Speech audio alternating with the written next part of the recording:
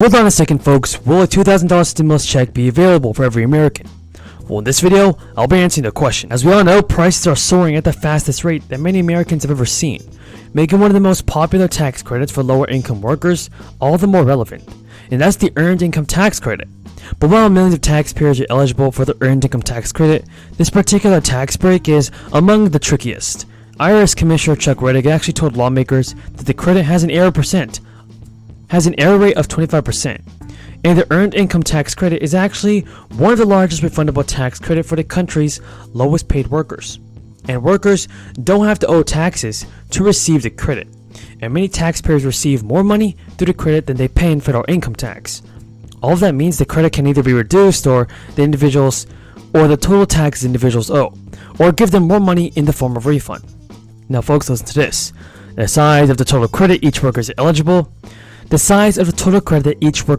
for depends on his or her annual income, the number of children, and their filing status. For taxes filed in 2022, the maximum credit workers can claim ranges from $1,500 to $6,700. But even if you don't have a child, you can still qualify for the credit. Meanwhile, the so-called childless workers can receive a credit nearly 3 times larger than what it used to be, from $538 in 2020 to $1,500 in 2021. That is thanks to new crisis era expansions. So unless extended in a new legislative package, workers, however, who don't have children will see a maximum credit worth $560 for taxpayers' 2022 filings.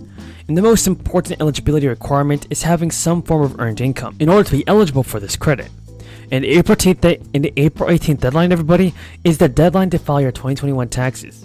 But it's also your last chance to file for an old unclaimed tax refund from 2018. The IRS has announced it has estimated $1.5 billion worth of unclaimed tax refunds from more than 1.5 million Americans who didn't file their tax returns this year.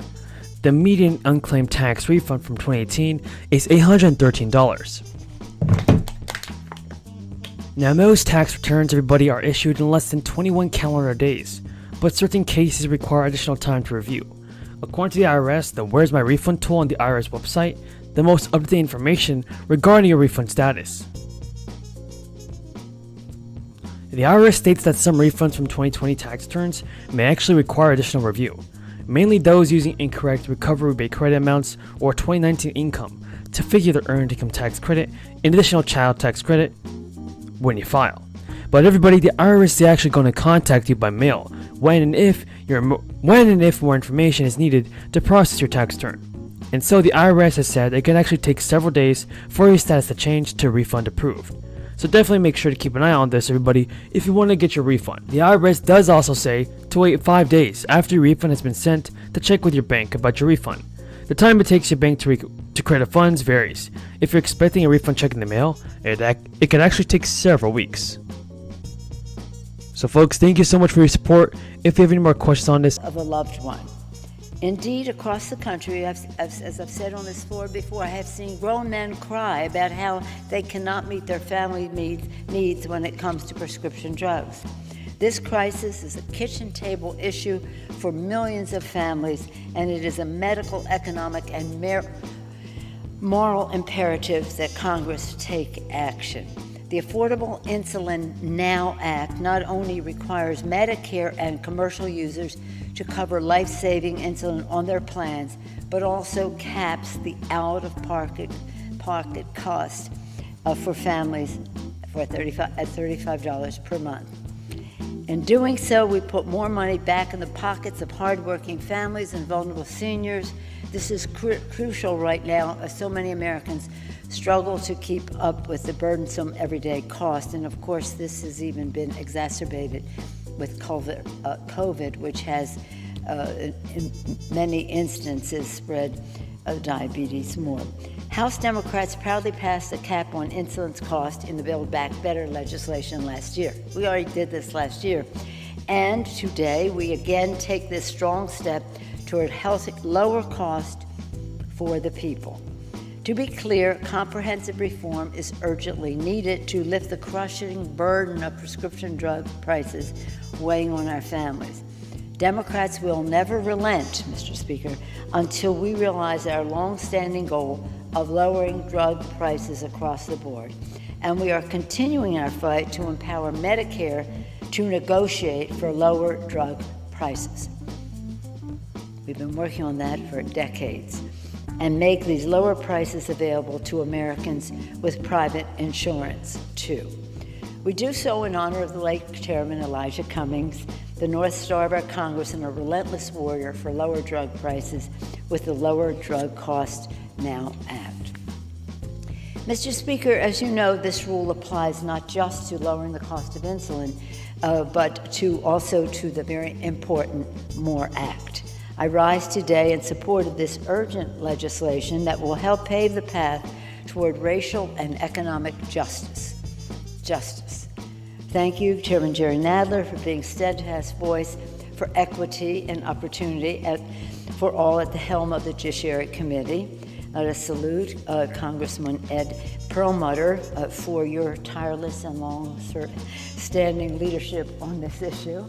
Relentless, persistent, dissatisfied, would you say? Thank heaven for passing it today. I also want to commend Congresswoman Barbara Lee and Congressman Earl Blumenauer for their persistence as well. For far too long, Mr. Speaker, failed federal drug policies have $1,000 in 2022. The maximum benefit depends on the age you retire. For instance, if you retire at age 67, which is the full retirement age, in January 2022, your maximum benefit would be around $3,345. But if you retire at age 62 in 2022, your maximum benefit would be around $2,364, according to the SSI at least. If you retire at age 70 in 2022, your maximum benefit will be around $4,200. But another big change this year, friends, for Social Security is that the Social Security retirement age has increased.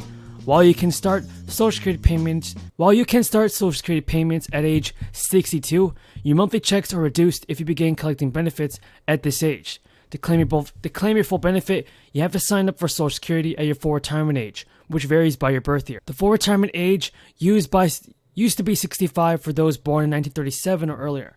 The full retirement age further increases in 2-month increments, each year to 66 and 10 months for those born in 1959, up from 66 and 8 months for those whose birth year is 1958. The full retirement age will remain age 67 for everyone born in 1960 or later. This means workers who are eligible for Social Security can start payments at age 62 regardless of their full retirement age.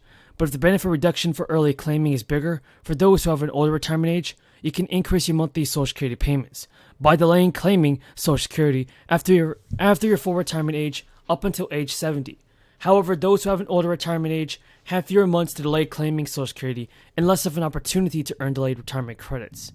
And I know many of you are wondering about extra relief for people that will not be receiving the extra $200 monthly benefit boost. Well, since the crisis began, millions of people already received stimulus checks to help them survive.